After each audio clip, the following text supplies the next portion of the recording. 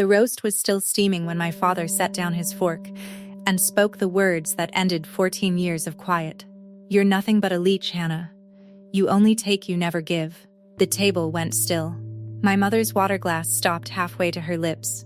My brother studied his napkin like it held escape routes. "I'm Hannah, 32, an ICU nurse. And for nearly a decade, I'd been the silent heartbeat keeping this family alive." He didn't know that yet. He didn't know about the folder hidden in my dresser, the automatic payments running under my name, or the date circled on my calendar, 3 weeks away the day every bill he never noticed would crash down at once. Welcome back to Tranquil Drama Stories, where we sit with the quiet people who finally stop carrying everyone else and watch what happens when they set the weight down. If you've ever been made invisible by the very people you held together, this one will land. Drop a comment and be sure to subscribe.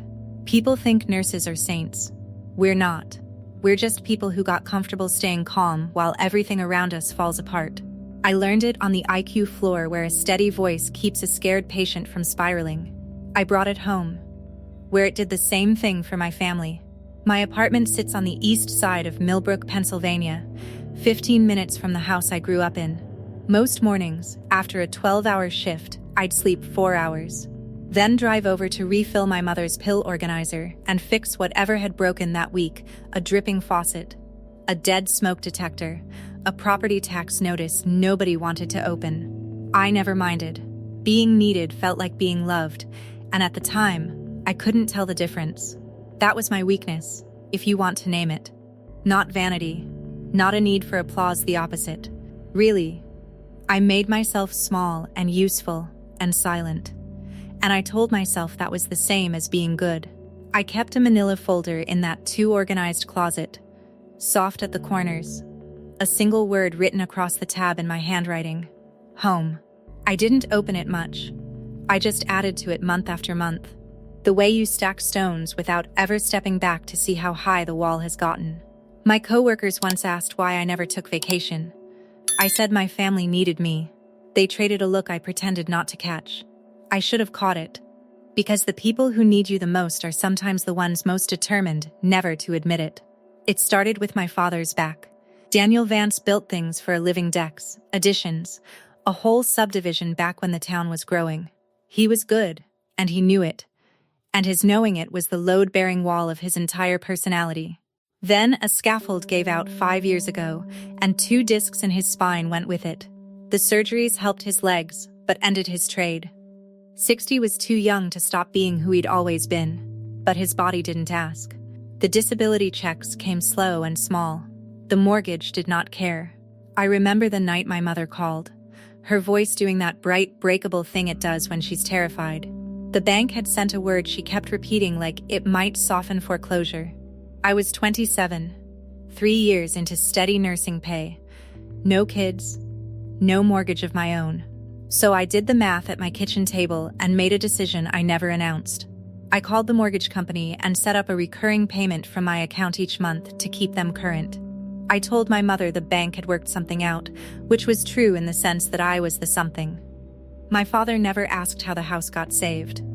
A man who has just lost the thing that made him a man does not go looking for the person who quietly replaced him. He simply lets the relief wash in and calls it luck or God or his own foresight. I let him. I thought I was protecting his pride. Looking back, I was feeding the exact belief that would one day be used against me. The wall was getting higher. I just kept adding stones. 2 years later, my sister Chloe got into college. She was 17, all nerve and hope. The first Vance to fill out an application without flinching. The acceptance came in spring. The price came right after. There was no fund. I'd later learn the painful reason why, so I called the bursar's office on my lunch break, stood in the stairwell where the cell signal worked, and set up another automatic payment. Tuition each semester, drawn from my account. I asked the woman to send the receipts to my address, not the family's. She said that was unusual. I said my family liked surprises. What I actually liked was a father who could tell the neighbors his daughter was college material without a single dollar of his own behind it. He started saying she'd won a scholarship. I never corrected him. My mother repeated it at church. Chloe believed it too, because why wouldn't she?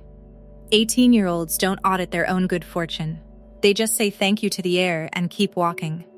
I let her keep walking, convinced the secret was a gift, that knowing would only make her feel like a burden. I wanted her light, so I paid for it and stayed in the dark. But a secret kindness has a way of becoming a secret debt, and the person keeping the books eventually gets called a thief. My brother Nathan is the kind of man who walks into a room like he's been announced charming. A handshake for everyone, and a plan for nothing. Growing up, he got praised for having that leader thing. And somewhere along the way he decided the appearance of carrying weight was easier than the carrying. That spring, he came home with a new idea. A food truck.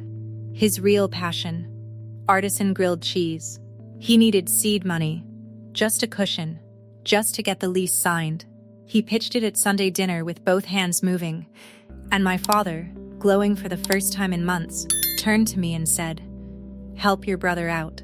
Here's what nobody at that table understood. The money my father gave Nathan didn't come from my father.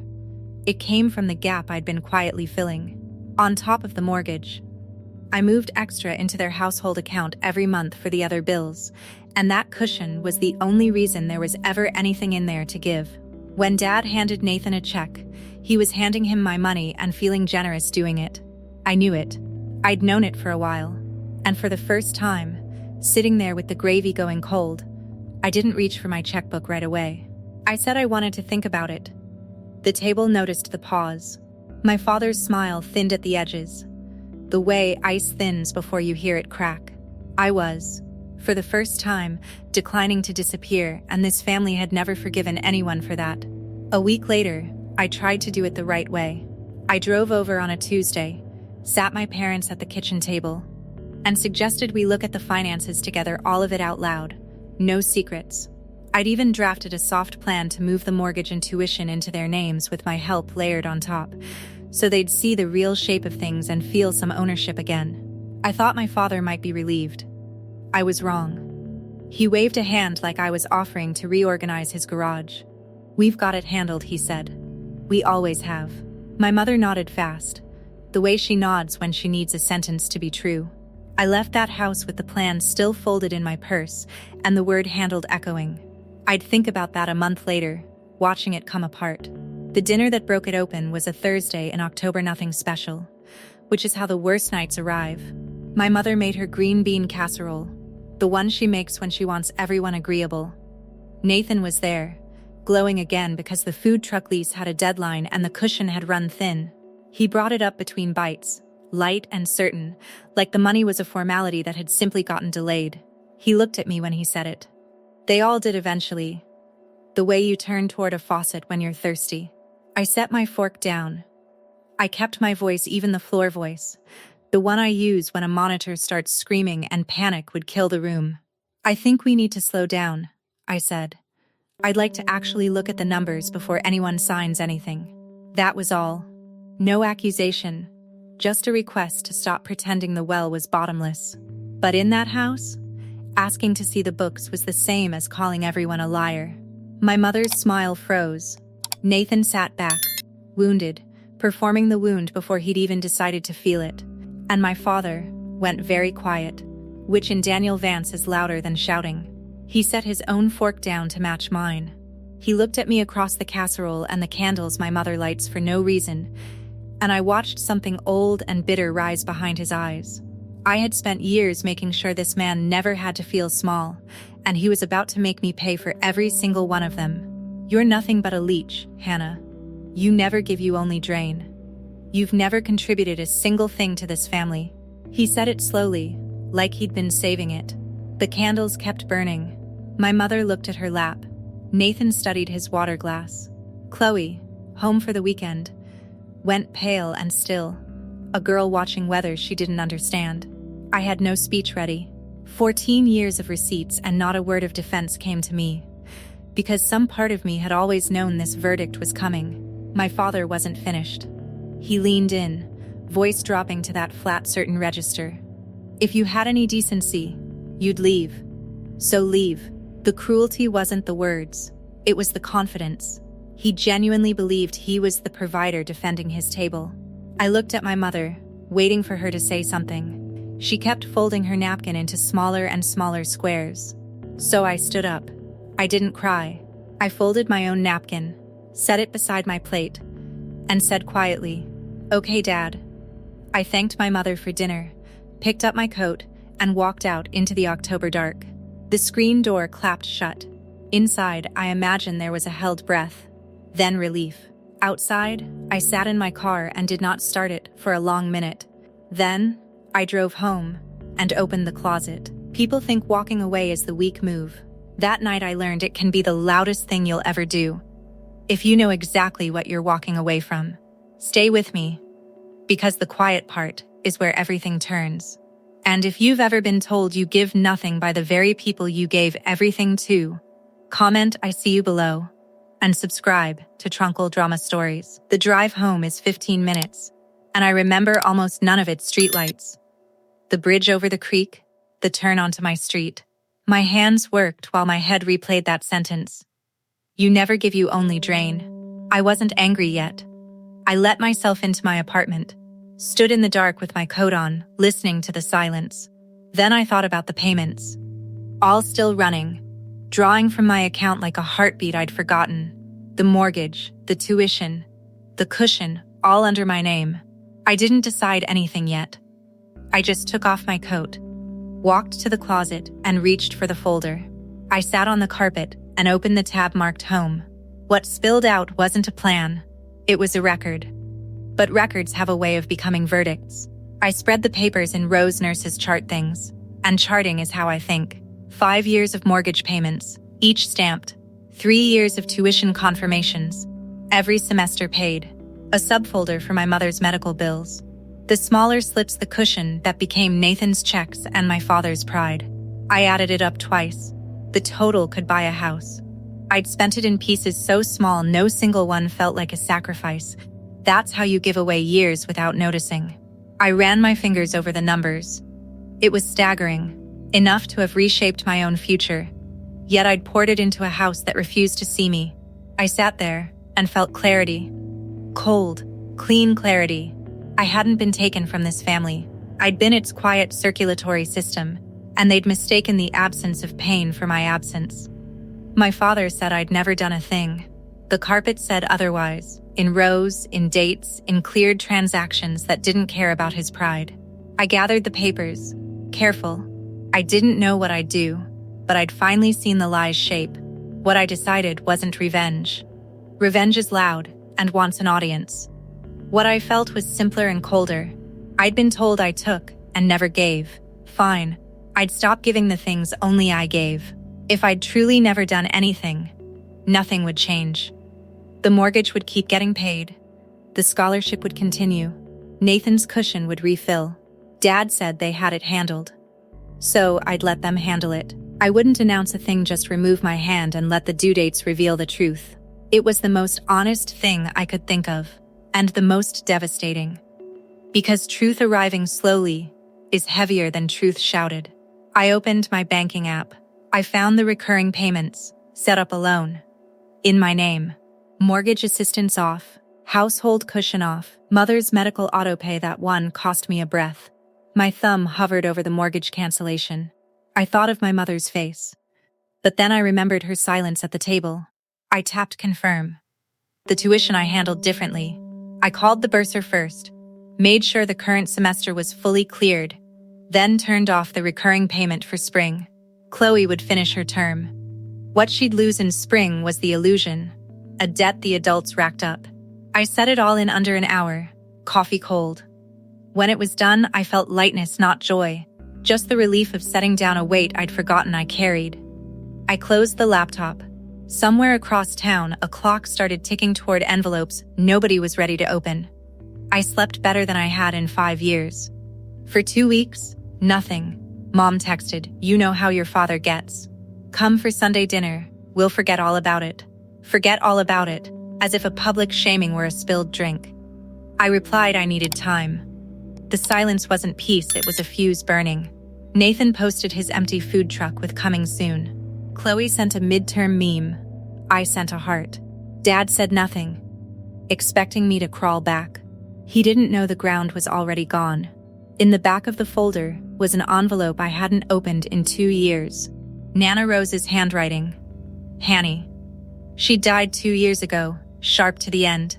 She left me a letter and a small sum I'd folded into the family. That night, I opened it. Her voice was all there. She wrote she knew what I'd been doing, because she'd done the same. She recognized the tiredness in my eyes. She'd seen the same pattern in her own marriage, the slow disappearance of a woman into everyone else's needs. I wasn't alone. Then the line I'd carry. Hanny, take care of them if you can, but don't ever let this family shrink you so they can feel tall. Love doesn't mean you owe them your whole life. I read it 4 times, pressed my thumb against the ink. For years, I thought my sacrifice was noble. Now I saw it was a slow erasure. She'd told me from beyond the grave that I had it backwards. I folded the letter into my purse. Next day, Chloe texted, thrilled about a biochem exam.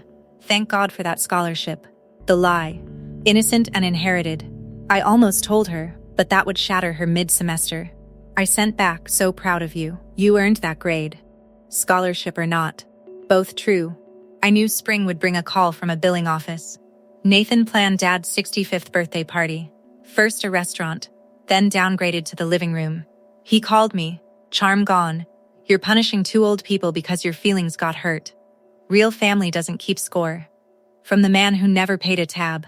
I said I'd be there. He was building a stage. Unaware the truth already had a ticket. Chloe logged into her student portal and saw the truth. No scholarship. Just payments from Hannah Vance. Discontinued for spring. She called me crying. It was you the whole time. I told her she did nothing wrong. She asked why I didn't tell her. I thought love had to be invisible. I was wrong. Before she understood the full picture, she texted in a panic. My scholarship vanished. What do I do? I typed back, funny. I thought I'd never contributed a dime to this family. That line went out first. My father's cruelty handed back. Instead of softening, they hardened. The story became, I'd made them dependent to humiliate them. Dad said I'd been buying control. Nathan amplified it. Mom went along. They decided to confront me at the party, paint me as the ungrateful daughter. They were so sure the room would side with them. They didn't know I'd bring evidence. The night before, I gathered clean proof. Mortgage ledger, tuition statements, medical bills, summary page. No commentary, just numbers. I added Nana's letter. I laid out my clothes simple, dark. I slept well. I wasn't walking into that party to argue. I was going to set the weight down in public. The living room was packed with relatives and a sheet cake. Dad in his recliner like a throne. Nathan worked the room. I sat near the edge. Chloe came and sat beside me. Shoulder to shoulder, a 20-year-old planting her flag. Nathan toasted. Then turned. Somebody decided to cut us off and punish 2 people who gave her everything. Dad stood. Pointed. She abandoned us. All she ever did was take. The one time we needed her, she proved it. The room held its breath. I stood, voice level. You're right, I stopped paying. Let me show what I stopped. I walked to the cake table and laid papers down. Mortgage, 5 years from my account.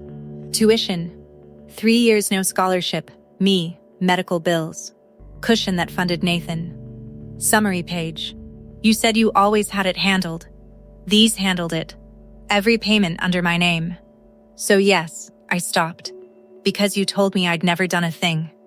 Aunt Clara picked up a statement. Papers passed. My mother broke. She set down her tray and cried. I'm sorry, Hannah. We should have told you. When she was 18, she had a college fund. Nathan got in trouble. Owed dangerous people. We used her fund to pay it off, all of it. We never paid her back. Every year she gave more. It reminded me of what we stole. I called it little favors, so it seemed small. It wasn't. She rebuilt what we took. And we let your father call her a leech. I looked at my mother, really looked, and saw the guilt she'd been drowning in for 2 decades. Her tears weren't for show. They were the flood after a dam finally broke.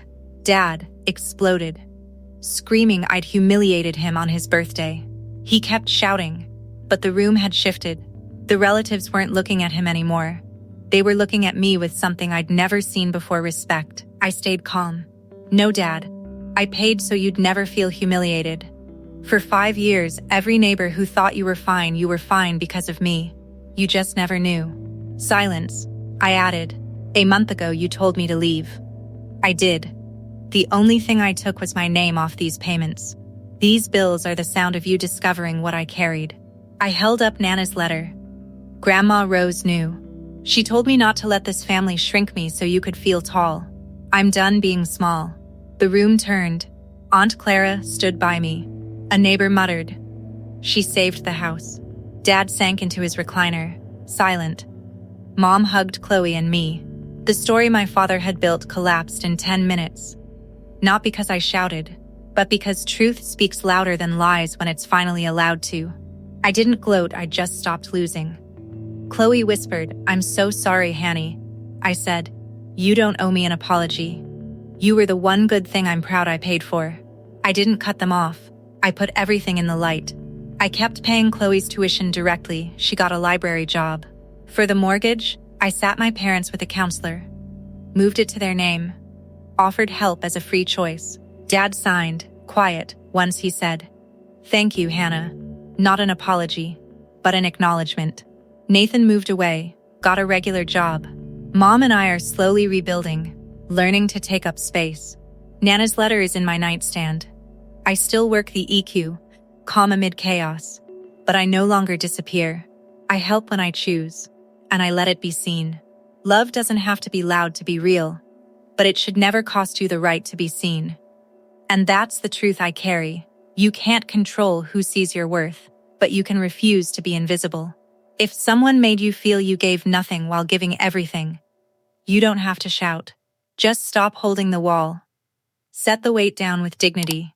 If this story reached you, share it, comment I see you, and subscribe to Tranquil Drama Stories.